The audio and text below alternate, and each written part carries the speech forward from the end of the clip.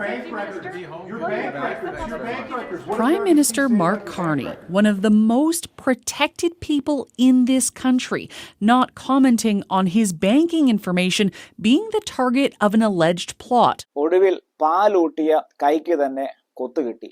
അത് മറ്റാർക്കുമല്ല, സാക്ഷാൽ കനേഡിയൻ പ്രധാനമന്ത്രി മാർക്ക് കാർണിക്കിട്ട് തന്നെയാണ് മുട്ടം പണി കിട്ടിയിരിക്കുന്നത്. ഇന്നത്തെ നമ്മുടെ വീഡിയോ അതിനെക്കുറിച്ചാണ് സംസാരിക്കാനായിട്ട് ആഗ്രഹിക്കുന്നത്. നമുക്കറിയാം, ചില വർഷങ്ങൾക്ക് മുമ്പ് വരെ കാലാകാലങ്ങളിലായിട്ട് ഇന്ത്യ ഉൾപ്പെടെ മറ്റ് പല ഏഷ്യൻ രാജ്യങ്ങൾ, ആഫ്രിക്കൻ രാജ്യങ്ങൾ, മുസ്ലിം രാജ്യങ്ങളിൽ നിന്നൊക്കെ ധാരാളം മൈഗ്രൻസും റെഫ്യൂജികളും ഒക്കെ കൈനീട്ടി സ്വീകരിച്ച ഒരു രാജ്യമാണ് കാനഡ. ഒരുപാട് ഫ്രീഡം ഈ രാജ്യം നമുക്ക് നൽകി, ഒത്തിരി നല്ല നല്ല ജോബ് ഓപ്പർച്യൂണിറ്റികൾ നമുക്ക് നൽകി, നല്ല നല്ല ആനുകൂല്യങ്ങൾ ഈ രാജ്യത്ത് നമുക്ക് കിട്ടാൻ തുടങ്ങി. എന്നാൽ ആ സമയങ്ങളിലൊക്കെയും നമുക്ക് ഇവിടുത്തെ ഒരു ഗവൺമെന്റ് ജോബിന്റെ ടോപ്പ് ലെവൽ, അല്ലെങ്കിൽ ഇവിടുത്തെ വലിയ വലിയ കമ്പനികളുടെയൊക്കെ ടോപ്പ് പൊസിഷനിലൊക്കെ നമ്മളെപ്പോലുള്ള ആളുകൾക്ക് ഒരു നല്ല ജോലി കിട്ടുക എന്ന് പറയുന്ന ഒരു സ്വപ്നം മാത്രമാണ്. അതെപ്പോഴും ഇവിടെയുള്ള സ്വദേശികൾ, അല്ലെങ്കിൽ അത് കനേഡിയൻസ് ആയിട്ടുള്ള വൈറ്റ് പീപ്പിൾസിനായിരിക്കും എപ്പോഴും, അതായത് ഹയർ പൊസിഷനിലൊക്കെ ഇവിടുത്തെ ജോലികൾ നമ്മൾ എപ്പോഴും കണ്ടിരുന്നത്. എന്നാൽ പ്രധാനമായും നമ്മളെപ്പോലുള്ള ആളുകൾ ഈ രാജ്യത്തേക്ക് വന്നപ്പോൾ കൂടുതലും അതായത് കമ്പനി പണികൾ, വ്യത്യസ്തമായിട്ടുള്ള കമ്പനി പണികളും സ്കിൽഡ് വർക്കർ കാറ്റഗറിയിലൊക്കെയാണ് നമ്മൾക്ക് ഇവിടെ എപ്പോഴും ഓപ്പർച്യൂണിറ്റി ഉണ്ടായിരുന്നത്. എന്നാൽ അതിനൊക്കെ മാറ്റങ്ങൾ ഉണ്ടായി. ഈ കഴിഞ്ഞ കുറച്ച് വർഷങ്ങളായിട്ട് ഈ രാജ്യം നമ്മളെപ്പോലുള്ള മൈഗ്രൻസിനെ അവർ അക്സെപ്റ്റ് ചെയ്യുകയും നമ്മളുടെ കഴിവുകളെ അവർ അക്സെപ്റ്റ് ചെയ്യുകയും അങ്ങനെ ഗവൺമെന്റ് ജോലികൾ ഉൾപ്പെടെ ERCC, CRA, ബാങ്ക് ജോലികൾ, മറ്റു പ്രൈവറ്റ് കമ്പനികളുടെയൊക്കെ ടോപ്പ് ലെവലിലേക്കും നമ്മുടെ ആളുകൾ അത് കയറി വരാനായിട്ട് തുടങ്ങി. എന്നാൽ ഇപ്പോൾ സംഭവിച്ചിരിക്കുന്ന ഒരു കാര്യമെന്ന് പറയുന്നത്, നമ്മൾക്ക് നൽകുന്നതായിട്ടുള്ള ഒരു ഫ്രീഡം. ഞാൻ ഈ കഴിഞ്ഞ ദിവസം ഒരു വീഡിയോ ചെയ്യുകയുണ്ടായി. നമ്മളെപ്പോലുള്ള മൈഗ്രൻസിന് ഈ രാജ്യം നൽകുന്ന ഫ്രീഡത്തെ പോലും അബ്യൂസ് ചെയ്യുന്ന ആളുകളായി നമ്മൾ മാറിയിരിക്കുകയാണ്. അതായത് നടു റോഡുകളിൽ പ്രാർത്ഥന നടത്തിയും നമ്മുടേതായിട്ടുള്ള സംസ്കാരങ്ങളൊക്കെ കാണിക്കാൻ വലിയ ജാഥ നടത്തിയും എന്തു വേണ്ട വെറുപ്പിക്കലിൻ്റെ ഒരു നാളുകളായി നമ്മളെപ്പോലുള്ള മൈഗ്രൻസ് ഇങ്ങനെയുള്ള രാജ്യങ്ങളിൽ വന്ന് കാണിക്കുന്നതുമായി ബന്ധപ്പെട്ട് ഞാനൊരു വീഡിയോ ചെയ്യുകയുണ്ടായി.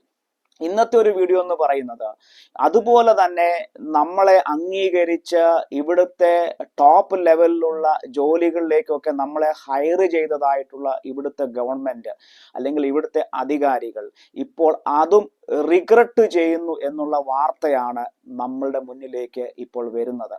അത് മറ്റൊന്നുമല്ല, അത് കാനഡയുടെ പ്രധാനമന്ത്രി ഉൾപ്പെടുന്ന പല മന്ത്രിമാരുടെയും VIP-മാരുടെയും ഉന്നതമായിട്ടുള്ള സെക്യൂരിറ്റി ബ്രീച്ചിങ് ആണ് ഇപ്പോൾ നടന്നിരിക്കുന്നത്. അവരുടെ ഐഡന്റിഫിക്കേഷൻ തെഫ്റ്റ്, അവരുടെ അഡ്രസ് ഉൾപ്പെടെ, അവരുടെ ബാങ്ക് ഡീറ്റെയിൽസ് ഉൾപ്പെടെ വളരെ രഹസ്യമായി സൂക്ഷിക്കേണ്ടിയിരുന്നതായിട്ടുള്ള പല കാര്യങ്ങളും ഇപ്പോൾ മോഷ്ടിച്ച് പല ആളുകൾക്കും വിറ്റ് കാശുണ്ടാക്കുന്നതായിട്ടുള്ള ഗവൺമെന്റ് സ്ഥാപനം ഉൾപ്പെടെ ബാങ്കുകളിലും നടത്തുന്നത് നമ്മളെപ്പോലുള്ള മൈഗ്രൻസ് ആയിട്ടുള്ള ജോലിക്കാരാണെന്നുള്ള ഒരു സത്യമാണ് ഇപ്പോൾ പുറത്തു വരുന്നത്.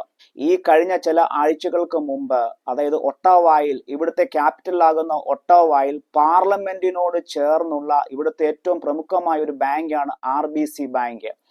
RBC ബാങ്കിന്റെ ഒരു ടോപ്പ് ലെവലിലുള്ള ഒരു ജോലിക്കാരനായി 23 വയസ്സ് മാത്രം പ്രായമുള്ള ഇബ്രാഹിം എൽ ഹക്കീം എന്ന് പറയുന്ന ഒരു മൈഗ്രന്റ് ജോലിക്കാരൻ.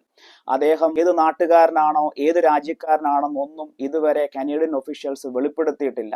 അദ്ദേഹത്തിന് നൽകിയിരുന്നതായിട്ടുള്ള ജോലിയുടെ ഉത്തരവാദിത്വം എന്ന് പറയുന്നത്, അദ്ദേഹം ഒരു ക്ലയന്റ് അഡ്വൈസർ ആണ്. അദ്ദേഹം ഒരു കസ്റ്റമർ ഫയൽ ആക്സസ് ചെയ്യാനുള്ള അതോറിറ്റി അദ്ദേഹത്തിനുണ്ട്. അദ്ദേഹത്തിന് പുതിയതായിട്ടുള്ള ആളുകൾക്ക് ബാങ്ക് അക്കൗണ്ടുകൾ ക്രിയേറ്റ് ചെയ്യാനായിട്ടുള്ള ആ ഒരു ആക്സസ് ഉണ്ട്.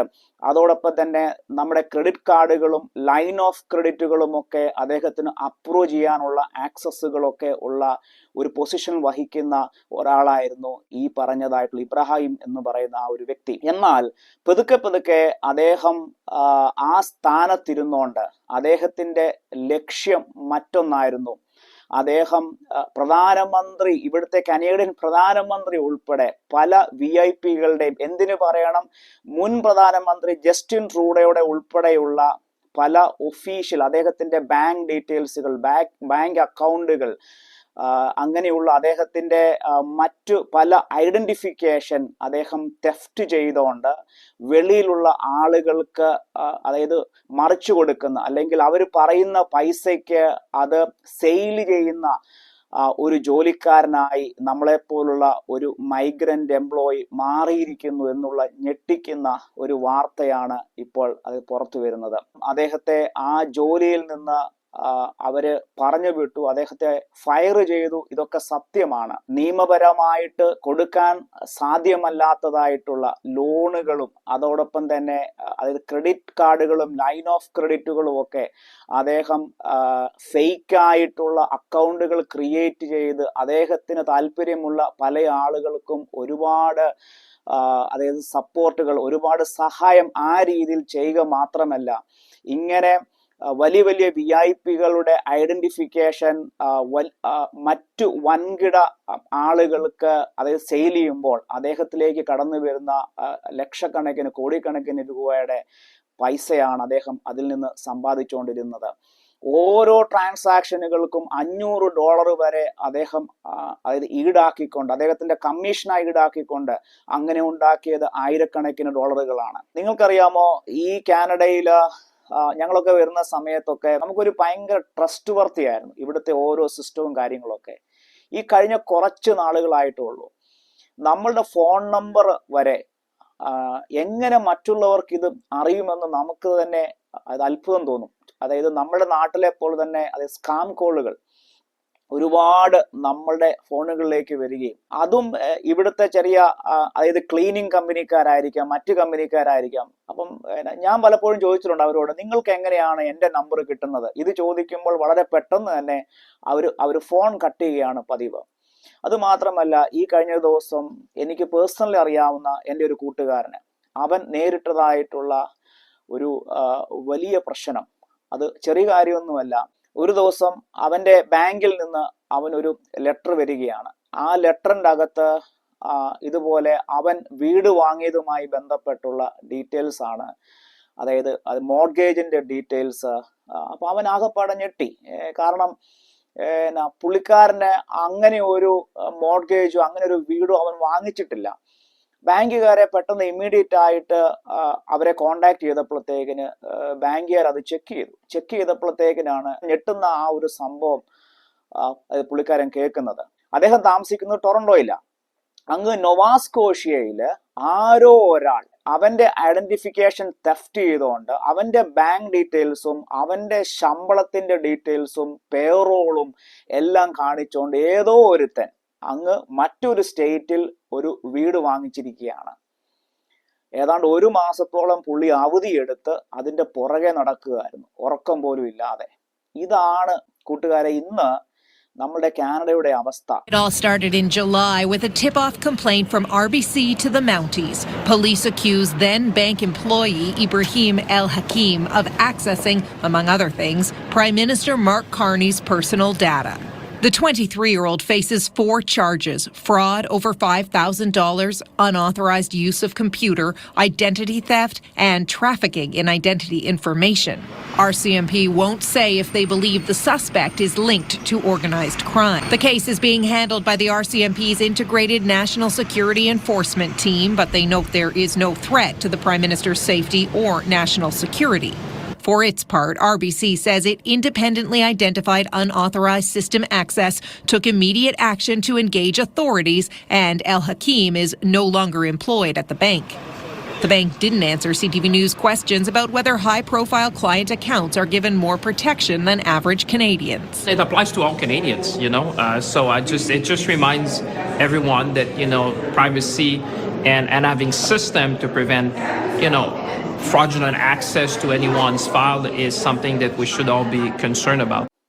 എന്നെ ചിന്തിപ്പിക്കുന്നത് മറ്റൊന്നുമല്ല, ഇത്രയും വിശ്വാസ്യതയോടുകൂടെ നമ്മളെപ്പോലുള്ള ഇമിഗ്രൻസിന് നല്ല നല്ല പൊസിഷനുകൾ തരുവാൻ, നിങ്ങൾക്കറിയാവോ, ഇവിടുത്തെ CRA ഇമിഗ്രേഷൻ ഡിപ്പാർട്ട്മെന്റിൽ വരെ നമ്മുടെ പഞ്ചാബികൾ ഉൾപ്പെടെ എത്രയോ ആയിരക്കണക്കിന് ഇന്ത്യക്കാർ അതോടൊപ്പം തന്നെ മുസ്ലിം രാജ്യത്തു നിന്നുള്ള ആളുകൾക്കൊക്കെ അവർ നല്ല നല്ല ഓപ്പർച്യൂണിറ്റികൾ കൊടുക്കുമ്പോൾ, ഇവിടുത്തെ സ്കൂൾ ബോർഡുകൾ പ്രിൻസിപ്പൽമാരായിട്ട് വരെ ആ ലെവലിൽ വരെ നമ്മളെ അവർ മാനിക്കുമ്പോൾ, എന്തിനു പറയണം, അങ്ങ് പാർലമെന്റിൽ MP വരെ ഉണ്ട് നമ്മുടെ ആളുകൾ.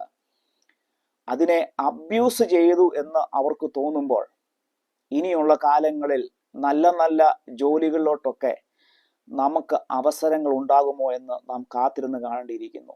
നമ്മൾ തന്നെ വരുത്തി വെക്കുന്ന, നമ്മളെപ്പോൾ ഇമിഗ്രൻസ് ആയിട്ടുള്ള ആളുകൾ വരുത്തി വെക്കുന്നത് ഓരോ ഇമിഗ്രൻസിനെ വരും കാലങ്ങളിൽ ബാധിക്കുമെന്നുള്ള ഒരു സംശയം വേണ്ട. ഇന്ന് അമേരിക്കയിൽ നമ്മൾ കണ്ടു ലക്ഷക്കണക്കിന് H1B വിസയിലുള്ള ഇന്ത്യക്കാരായിട്ടുള്ള ആളുകളുടെ പണി ഏതാണ്ട് ഒരു അവസ്ഥയിലോട്ട് തകർന്ന് തരിപ്പണമായിരിക്കുക, അല്ലെ? ലക്ഷക്കണക്കിന് ആളുകളുടെ ജോലിയെ പോകാൻ പോകുന്നത്. ഇവിടുത്തെ പ്രധാനമന്ത്രി മാർക്കാണി പറഞ്ഞു, അവരുടെ ജോലി നഷ്ടപ്പെട്ടാലും അങ്ങനെയുള്ള ഇന്ത്യക്കാരെ ഞങ്ങൾ റിസീവ് ചെയ്യാൻ ഇവിടെ തയ്യാറാണെന്ന് അദ്ദേഹം പറഞ്ഞ ആദ്യ ദിവസം തന്നെ ഇവിടുത്തെ വെള്ളക്കാരായിട്ടുള്ള ആളുകൾ പല പോസ്റ്ററുകൾ പല സ്ഥലങ്ങളിൽ പതിഞ്ഞു കഴിഞ്ഞു. സ്റ്റുപ്പിഡ് ഇന്ത്യൻ റാറ്റ്സ് എന്നാണ് ആ പല പോസ്റ്റുകളും കണ്ടത്. ഞങ്ങളുടെ മക്കൾ അനുഭവിക്കേണ്ട ജോലികൾ, ഈ രാജ്യത്തെയും ഇവിടുത്തെ നിയമങ്ങളെ ഇവിടുത്തെ ഗവൺമെന്റിനെയും അബ്യൂസ് ചെയ്യുന്നവരെ ഈ രാജ്യത്തുനിന്ന് പുറത്താക്കുക. ഇതാണ് ഇവിടുത്തെ വെള്ളക്കാരും ഇപ്പോൾ പറഞ്ഞു തുടങ്ങിയിരിക്കുന്നത്. അപ്പൊ നിങ്ങൾക്ക് എല്ലാവർക്കും ഈ ഒരു വീഡിയോ ഇഷ്ടപ്പെട്ടെന്ന് വിചാരിക്കുന്നു. പുതിയൊരു വീഡിയോയുമായി പുതിയൊരു അപ്ഡേറ്റുമായി വീണ്ടും ഞാൻ നിങ്ങളുടെ മുന്നിൽ വരും. I am Sanjay Rexy Joy. Bye.